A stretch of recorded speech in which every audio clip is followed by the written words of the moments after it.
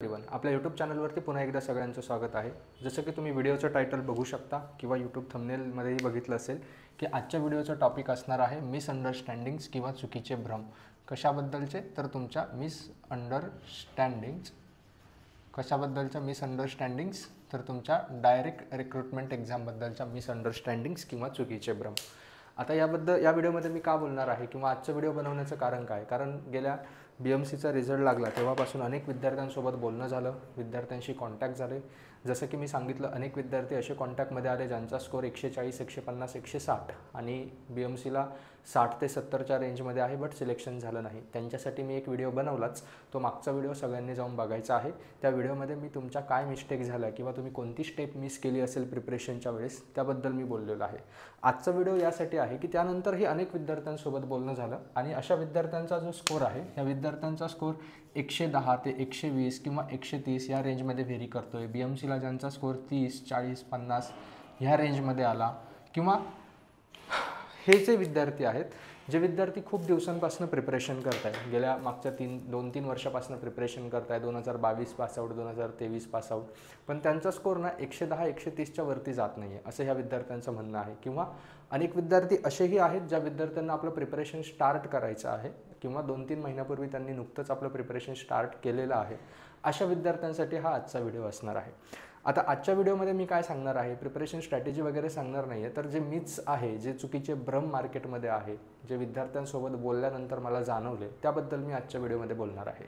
जर तुम्हीही ह्याच चुका करत असाल प्रिपरेशन करताना, तर प्लीज ह्या चुका अवॉइड करा। कारण काय आहे की यातून तुमचं सिलेक्शन होणार नाही, यातून तुम्ही फक्त ह्याच रेंजमध्ये खेळत राहणार। फार तर तुम्ही 140पर्यंत जाणार, बट फायनल सिलेक्शन लिस्टमध्ये जाण्यासाठी तुम्हाला यापेक्षा काहीतरी वेगळे मेजर्स घ्यायचे।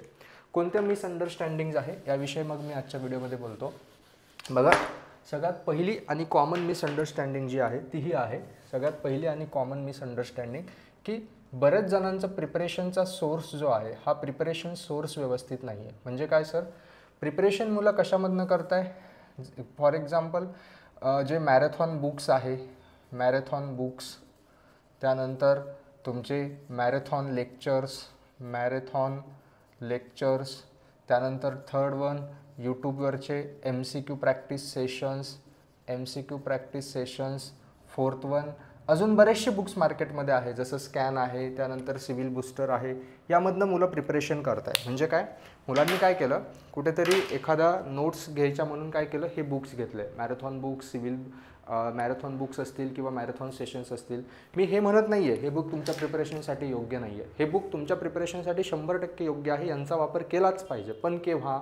जेव्हा तुमची कन्सेप्च्युअल क्लॅरिटी आली, जेव्हा तुम्ही नंबर ऑफ न्यूमेरिकल सॉल्व केले, जेव्हा तुम्ही नंबर ऑफ क्वेश्चन्स सॉल्व केले, तुम्हाला या पद्धतीनं कन्सेप्ट आकलन झालं की मी आता ही कन्सेप्ट अप्लाय करून एखादं न्यूमेरिकल सॉल्व करू शकतो। आणि जेव्हा एक्झाम जवळ येते, म्हणजे एक्झामला 20 दिवस राहिले, महिना राहिला, किंवा प्रिपरेशन करत असताना तुम्हाला स्वतःचं शॉर्ट नोट्स नाही बनवता येते, मग सर मला रिव्हिजन फास्ट करायचे आहे, हे जे सोर्सेस आहे, जे सोर्सेस मी लिहिले, हे सोर्सेस वाईट नाही आहे, यांचा यूज हा झाला पाहिजे, बट केव्हा? After completion of syllabus. केव्हा यूज करायचा ह्या सोर्सेसचा? After completion of syllabus. म्हणजे तुम्ही मॅरेथॉन बुक यूज करा, रिव्हिजनसाठी यूज करा। जे काही मॅरेथॉन सेशन्स असतील हे तर नाही केले पाहिजे, बट तरी करताय, हे देखील रिव्हिजन सेशनसाठी यूज करा। MCQ प्रॅक्टिसच्या यूट्यूबवरती लेक्चर्स बघताय, हे तुम्ही स्वतः जेव्हा MCQ सॉल्व कराल, ते MCQ सॉल्व केल्यानंतर जर तुम्हाला डाऊट असतील, फॉर एक्झाम्पल एखादा MCQ का सॉल्व नाही झाला, एखादी कन्सेप्ट का अप्लाय करता नाही आली, हे सगळे डाऊट्स क्लिअर झाल्या, हे सगळे डाऊट्स ज्यावेळेस अराईज होतात MCQ सॉल्व केल्यानंतर, ते डाऊट क्लिअर करण्यासाठी तुम्हाला काय करायचे आहे, हे यूट्यूबवरचे मॅरेथॉन सेशन्स बघायचे आहे। बट झालं काय, मुलांशी बोलल्यानंतर माझ्या असं लक्षात आलं, मुलं प्रिपरेशन करतानाच डायरेक्ट याच्यामधनं प्रिपरेशन करताय। म्हणजे काय, एका मुलासोबत बोलणं झालं, मी त्याला विचारलं, त्याचा स्कोर जो आहे हा 120-130च्या मध्ये येतोय, आणि मी प्रिपरेशनचा सोर्स विचारला की तू कुठून प्रिपरेशन करतोय? त्याचा आन्सर होतं, सर मी एक सिव्हिलचं मॅरेथॉन बुक आहे, त्या मॅरेथॉन बुकमधनं फॉर्म्युलेस पाठ केलेले आहे, कन्सेप्ट पाठ केलेला आहे। बाळांनो, कन्सेप्ट पाठ करून, फॉर्म्युले पाठ करून तुम्हाला एक्झाममध्ये त्याचं ॲप्लिकेशन जमणार नाही। तुमचा स्कोर येणार कितीपर्यंत येणार? तुमचा स्कोर हा 120-130पर्यंत येणार। 140 पर्यंत जाल का? कारण हे 140 पर्यंतचे जे क्वेश्चन आहे हे ॲज इट इज आलेले question, standard question, formulas, values हे तुम्हाला अटेम्प्ट करता येणार. जो कन्सेप्च्युअल क्वेश्चन आहे, हा कन्सेप्च्युअल क्वेश्चन अटेम्प्ट करण्यासाठी तुम्हाला काय करायचं आहे, अगोदर डिटेल्ड लेक्चर्स किंवा डिटेल्ड नोट्स यूज करायचे आहे. काय यूज करायचे आहे? डिटेल्ड नोट्स किंवा डिटेल्ड लेक्चर्स तुम्हाला यूज करायचे आहे. मॅरेथॉन बुक जे आहेत हे मॅरेथॉन बुक तुम्हाला रिव्हिजनसाठी यूज करायचे आहे. दुसरी महत्त्वाची गोष्ट काय आहे की डायरेक्ट रिक्रुटमेंट एक्झामचं प्रिपरेशन हे 2 ते 3 महिन्यामध्ये संपतं. डायरेक्ट रिक्रुटमेंट एक्झामचं प्रिपरेशन हे 2-3 महिन्यामध्ये कंप्लीट होतं. मुलं कोणत्या एक्झाम टार्गेट करतं? आता बरेचसे मुलं प्रिपरेशन स्टार्ट केलेलं आहे, इव्हन 1-2 महिना झालेला आहे.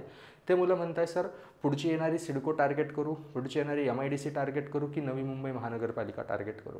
बाळांनो, तुम्ही ती एक्झाम टार्गेट कराल देखील, बट जोपर्यंत तुमच्या कन्सेप्ट, तुमचा सिलेबस कंप्लीट होत नाही, तुम्ही त्याच्यावर नंबर ऑफ MCQ सॉल्व करत नाही, number of test series solve करत नाही, तोपर्यंत तुम्ही त्या एक्झाममध्ये सिलेक्शन इतका स्कोअर घेऊ शकणार नाही. हां, स्कोअर तुमचा येईल 120, 140 हा स्कोअर येईल, बट तुमचा फायनल लिस्टमध्ये येण्या इतका स्कोअर येणार नाही. त्यामुळे डायरेक्ट रिक्रुटमेंट एक्झाम म्हणजे काही 2-3 महिन्यामध्ये फक्त नोट्स घेऊन आणि शॉर्ट नोट्स पाठांतर करून देण्यासारखी एक्झाम नाही आहे. हा बऱ्याच जणांचा एक्सपिरियन्स आहे. 4-4, 5-5 वर्षांपासून मुलं प्रिपरेशन करता आहेत डायरेक्ट रिक्रुटमेंट एक्झामचंच. बट झालं काय? ह्याच चुका झाल्या. कोणत्या चुका झाल्या? 2-3 महिन्यानंतर एक ॲड येते, त्या ॲडसाठी प्रिपरेशन करायचं, मग वरवर सिलेबस कंप्लीट करायचा, तो सिलेबस पूर्ण कंप्लीट होत नाही, 120-140 वर राहून जातो, फक्त रिव्हिजन होते, MCQ प्रॅक्टिस राहून जाते. बरोबर, MCQ प्रॅक्टिस होते, टेस्ट सिरीज राहून जाते, काही ना काही सुटून जातं ह्या 2-3 महिन्यात. मग तो वरवर सिलेबस प्रिपेअर केला की 120-140 मार्कापर्यंत पोहोचायचं. त्यानंतर काय सर, पुन्हा पुढच्या 2 महिन्यामध्ये वेगळी एक्झाम येते, 2 महिन्यात पुढची एक्झाम आली की पुन्हा मागचेच पाढे रिपीट करतो आपण, पुन्हा 2-3 महिन्यासाठी पुन्हा आहे त्या नोट्स रिवाईज करतो, पुन्हा MCQ सॉल्व करत नाही, टेस्ट देत नाही आणि पुन्हा तेवढाच स्कोअर येतो, रिपीट होतो तो स्कोअर. मग यावरती उपाय म्हणून काय करायचं आहे तुम्हाला? यावरती उपाय म्हणून तुम्हाला कमीत कमी 6 ते 8 महिने, एवढे जास्त होतील बट ज्यांचं थोडंफार प्रिपरेशन झालं त्यांनी ॲटलिस्ट 6 महिने तरी स्वतःला द्यायचे आहेत. कशासाठी द्यायचे आहे? पूर्ण कन्सेप्ट लर्न करण्यासाठी. कन्सेप्ट लर्निंग, एक कन्सेप्ट शिकली म्हणजे एक युनिट झालं की त्या एका युनिटवरती मी सांगितल्याप्रमाणे 100 ते 120 MCQs तुम्हाला सॉल्व करायचे आहे एकाच युनिटवरती. तेव्हा कुठेतरी तुम्ही शिकलेल्या कन्सेप्ट्स अप्लाय करता येतील. आणि दुसरी महत्त्वाची गोष्ट, बरेच जण MCQसाठी एकच बुक यूज करतात, जसं AE-JEEचं फिंगरप्रिंट असेल किंवा यूथचं AEचं बुक असेल. मी म्हणत नाही ते बुक यूज नका करू, 100% ते बुक यूज करा. तुम्हाला एक्झामला कशा प्रकारे क्वेश्चन विचारले जातात याचा अंदाज येतो, कारण त्यामध्ये सगळे प्रिव्हियस इयर क्वेश्चन्स हे तुम्हाला दिलेले आहेत. बट फक्त त्यावर रिलायबल असू नका, कारण त्यामध्ये फॅक्च्युअल डेटा आणि थोडेसे स्टेटमेंट टाईप क्वेश्चन आहे JEEच्या बुकमध्ये. तुम्हाला थोडेसे स्टँडर्ड क्वेश्चन ज्यामध्ये कन्सेप्ट्स असतात, थोडा वेळ लागतो, असेही क्वेश्चन करायचे आहेत. म्हणून मिक्स टाईपचे क्वेश्चन करा. काय करा? IAS मास्टरचं SSC JEEचं बुक घ्या, त्यामधले मागचे 5 वर्षाचे करा. यूथचं बुक घ्या, त्याच्यातले मागचे 5 वर्षाचे करा. यूथचं AEचं बुक घ्या, त्याच्यातले मागचे 5 वर्षाचे करा. याने काय होईल? तुमचे AE-JEE सगळ्याच लेवलचे क्वेश्चन सॉल्व होतील, कारण तुम्ही फक्त JEEचेच एका युनिटवरती 200 MCQ सॉल्व केले, बट ते रिपीटेड क्वेश्चन्स आहेत, ते खूप वेळेस करण्यामध्ये मजा नाही आहे. तोच क्वेश्चन तुम्ही परत परत सॉल्व करताय. आपल्याला काय करायचं आहे? आपलं व्हिजन ब्रॉड करायचं आहे, आणि व्हिजन ब्रॉड करण्यासाठी आपल्याला काय करावं लागणार आहे? मिक्स्ड टाईप जो आहे हे मिक्स्ड टाईपचे क्वेश्चन सॉल्व करावे लागतील. म्हणून एकाच बुकमधनं सगळे क्वेश्चन सॉल्व करण्यापेक्षा व्हरायटी ऑफ बुक्स यूज करून मागच्या 5-5 वर्षाचे क्वेश्चन्स तुम्हाला काय करायचे? सॉल्व करायचे. आणि test series, most neglected factor, ज्याबद्दल मी मागच्या सगळ्या व्हिडिओमध्ये बोललो. टेस्ट सिरीजबद्दल मुलांचं म्हणणं हे आहे की सर टेस्ट सिरीजमधले क्वेश्चन्स हे एक्झामला येत नाही, टेस्ट सिरीजमध्ये काहीही विचारतात. बट टेस्ट सिरीज ही तुम्हाला मार्क्ससाठी द्यायचीच नाही आहे, टेस्ट सिरीज ही तुम्हाला टाईम मॅनेजमेंटसाठी द्यायची आहे. याबद्दल मी जास्त बोलत नाही, कारण हे मागच्या व्हिडिओमध्ये कव्हर झालेलं आहे. सगळ्यांनी जाऊन टेस्ट सिरीज विषयीचा मागचे व्हिडिओज आपल्या चॅनलवरचे बघायचे आहेत. सो बाळांनो, मला आजच्या व्हिडिओमध्ये काय सांगायचं होतं तुम्हाला? एवढंच सांगायचं होतं की तुम्ही ज्या चुका करताय ना एक्झामचं प्रिपरेशन करत असताना, त्या चुका ह्या आहेत. जर तुम्ही फ्रेश प्रिपरेशन स्टार्ट केलेलं आहे किंवा तुम्ही खूप दिवसापासून प्रिपरेशन करताय, बट प्रिपरेशन हे फक्त एखाद्या मॅरेथॉन बुक प्रिपरेशन म्हणतोय मी, रिव्हिजन मॅरेथॉन बुकमधनं करताय, वेल गुड, की तुमची रिव्हिजन फास्ट होईल. तुम्ही तुमच्या नोट्समधल्या गोष्टी मॅरेथॉन बुकमध्ये ॲड करून ठेवा.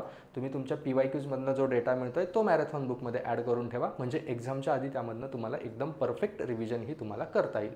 बट तुम्ही जर प्रिपरेशनच स्टार्ट मॅरेथॉन बुकमधनं करताय की माझं प्रिपरेशनचा सोर्सच तो आहे, याच्यातनं मी कन्सेप्ट क्लिअर करेल तर ते होणार नाही.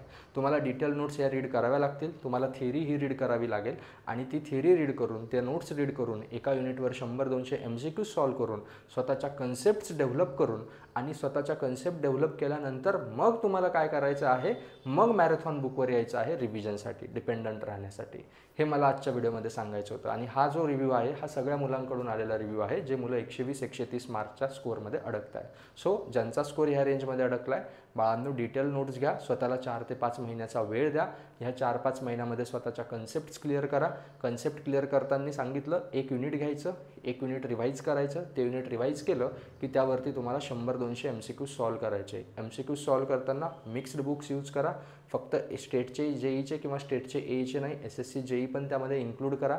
म्हणजे तुमचे सर्व प्रकारचे क्वेश्चन्स त्यामध्ये काय होतात, कव्हर होतात. म्हणून तुम्हाला ते झालं की एक सब्जेक्ट संपला की एक सब्जेक्ट संपल्यानंतर त्या सब्जेक्टची सब्जेक्ट वाईज फुल टेस्ट द्यायची. म्हणजे काय होतं, तो सब्जेक्ट आपला पुन्हा रिवाईज होतो. आणि जेव्हा एक्झाम जवळ येते, ती एक्झाम जवळ आल्यानंतर 10-15 दिवस अगोदर तुम्हाला फुल लेंथ टेस्ट सिरीज ही द्यायची आहे. कमीत कमी 7-8 टेस्ट सिरीज ज्या एक्झाम तुम्ही टार्गेट केल्या आहे त्या एक्झामच्या फुल लेंथ टेस्ट सिरीज तुम्हाला द्यायच्या आहे. जेणेकरून काय होणार, या फुल लेंथ टेस्ट सिरीजने तुम्हाला एक्झामचं टाईम मॅनेजमेंट समजणार. सो 3 स्टेप्स मी तुम्हाला सांगितल्या, डिटेल लेक्चर्स, रिव्हिजनसाठी मॅरेथॉन बुक्स यूज केले तर चालतील, पण त्यामध्ये तुमच्या नोट्स आणि क्वेश्चन्समधला डाटा गेला पाहिजे. एक युनिट संपलं, त्या युनिटवरचे प्रिव्हियस इयर क्वेश्चन्स, सब्जेक्ट संपला, सब्जेक्ट वाईज टेस्ट, सिलेबस संपला, एक्झाम जी आहे त्या एक्झामची फुल लेंथ टेस्ट सिरीज. हा तुमचा मोड ऑफ प्रिपरेशन असला पाहिजे.